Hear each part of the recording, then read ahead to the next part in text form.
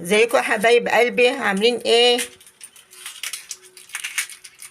يا صباح الفل والياسمين والورد والنرجس والجمال. يا صباح القشطة على عيونكم حبايب قلبي.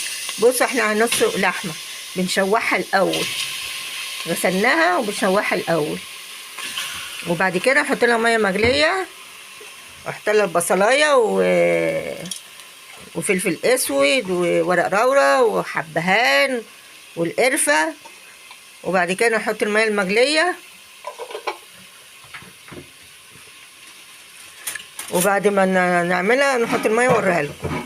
لايكات يا حبايبي، اشتراكات، يا دوبك تدوسوا على كلمه اشتراك يا حبايبي، ولايكات وشير. بصوا يا حبايبي اتشوحت اهي، هنحط الميه السخنه وخلاص، ونغطي عليها الميه المغليه وخلاص هتستوي بقى. بصوا يا حبايبي، هنعمل صينيه بطاطس. دعكنا البصل بفلفل وملح، وحطينا عليه قرن فلفل احمر حراق، اللي عايز حراق يحط، اللي مش عايز مش مشكله. وبعدين نحط البطاطس، هنعمل صينيه بطاطس بيضه مش بالقوطه، بتبقى جميله جميله احلى من المقوطه. وبنسلق اللحمه الناحيه التانية عشان نسقيها بالشوربه، وبتسيبها بقى ايه، سقناها بالشوربه، حطينا الشوربه عليها، وبنسيبها على النار لغايه ما تستوي.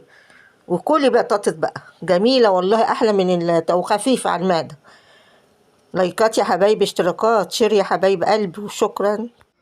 بصوا يا حبايب قلبي البطاطس ايه جميله ازاي ومستويه وجميله، عايزه بقكم. ودي الشوربه واللحمه اهي. اتفضلوا تعالوا كلوا بألف هنا والشفا.